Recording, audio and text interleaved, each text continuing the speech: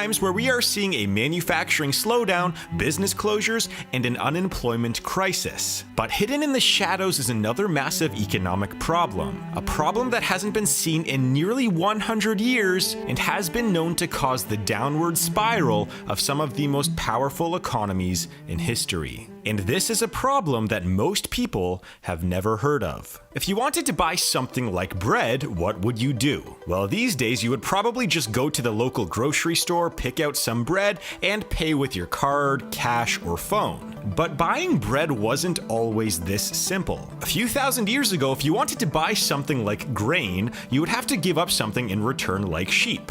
This was called the barter system, and it is how humans used to trade goods before the invention of currency. But this barter system had a deep economic inefficiency. For example, what if the person with grain did not want any sheep?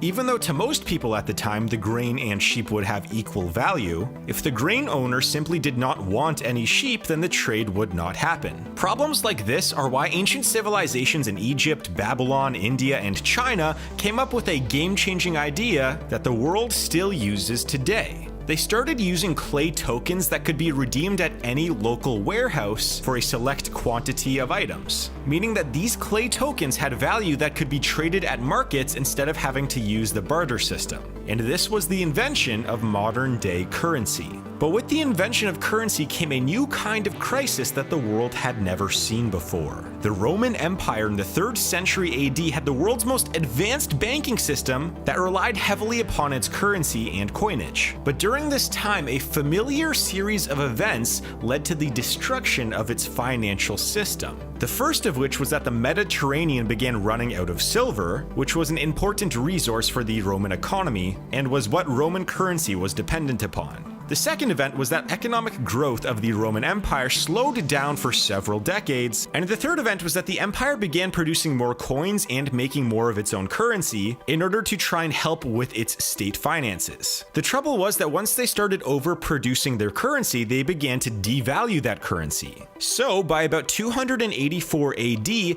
Roman Empire was going through the first recorded episode of what we know today as hyperinflation. Now, this hyperinflation caused a dramatic decrease in the value of the Roman currency. It increased the price of all goods within the Roman Empire on nearly a daily basis, and it also brought a large portion of the middle class into poverty. So this hyperinflation, combined with the economic decline, as well as several wars that were taking place, these events became known as the crisis of the 3rd century. This century is viewed by many historians as the beginning of the fall of the Roman Empire. Now remember what I just said, the overproduction of Roman currency to combat state spending was one of the largest contributors as to why the Roman Empire fell. So that brings us to today. We are currently facing a crisis in which governments around the world are printing trillions of dollars in order to help combat the effects of the lockdowns. Now, many people have feared that this overproduction of currency will lead to high inflation or even hyperinflation, which would likely catapult the middle class of many countries around the world into poverty, just like what happened in the Roman Empire. However, despite most countries around the world overprinting their currency, we actually haven't seen any inflation at all. In fact, most countries around the world are going through a currency problem which might actually be worse. You see, in the early 1930s, during the worst parts of the Great Depression, most people would have expected to see some sort of high inflation or even hyperinflation, which is what typically occurs during bad economic times. But what we actually saw was the exact opposite.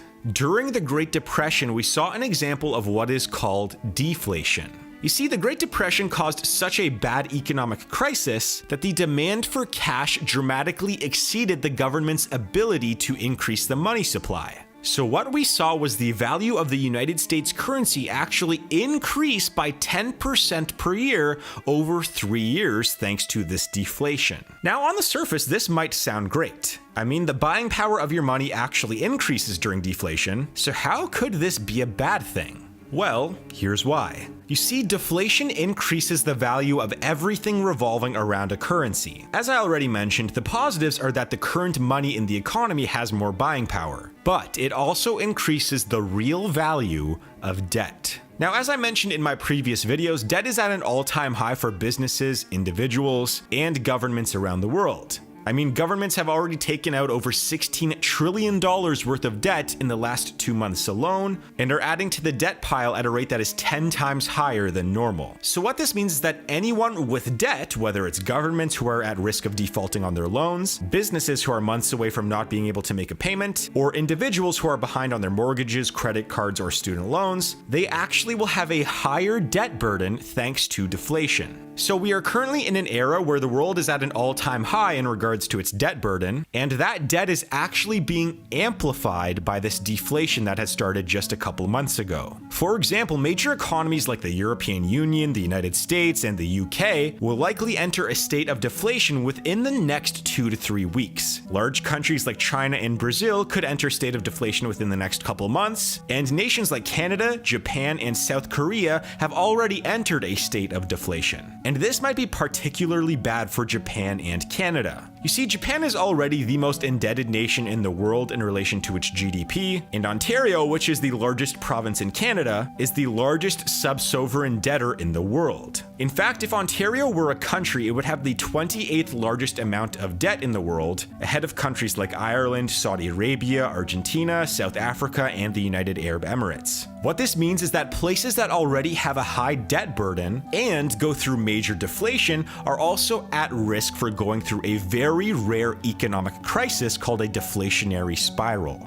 So remember when I mentioned that the Great Depression had 3 years of deflation? Well, as it turns out, a deflationary spiral occurred during that time, and well, here's what happened. Deflation caused the price of goods to fall. The price of goods falling made businesses make less money. Businesses making less money caused mass layoffs and decreased wages. The layoffs and decreases in wages caused less spending and therefore made businesses make less money. And that caused more layoffs and lower wages and so on. This cycle continued until the global economy entered its worst point in history in the mid-1930s. So the deflationary spiral of the Great Depression ended up deepening and accelerating the negative economic effects of the Great Depression, and that is what could potentially happen during this crisis. You see, as of right now, the current deflationary levels of every major country in the world is relatively okay and won't cause a deflationary spiral or a currency crisis. However, deflation has been rapidly increasing for several months now, so it might be possible that if deflation were to continue to increase for the next 3 to 6 months, we could see some countries go through a deflationary spiral that has not been seen since the Great Depression. So even though many people view high inflation as the enemy of an economy, a much less common enemy of the economy is on the horizon, and yet no one is really talking about this. So if deflation were to continue to increase, we will likely see a much worse economic crisis than what we are currently experiencing right now. And this is especially true for those countries with high debt burdens. So what do you think of all of this? Do you think deflation will be a problem? And what about inflation or a currency crisis? Let me know in the comments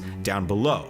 Also, please hit that like and subscribe button, that helps me out a ton, and make sure to check out my documentaries playlist on my channel, as that is where I have a ton of other videos just like this on there. So make sure to click on that playlist or another one of my videos, and I will see you guys in that video in just a few seconds.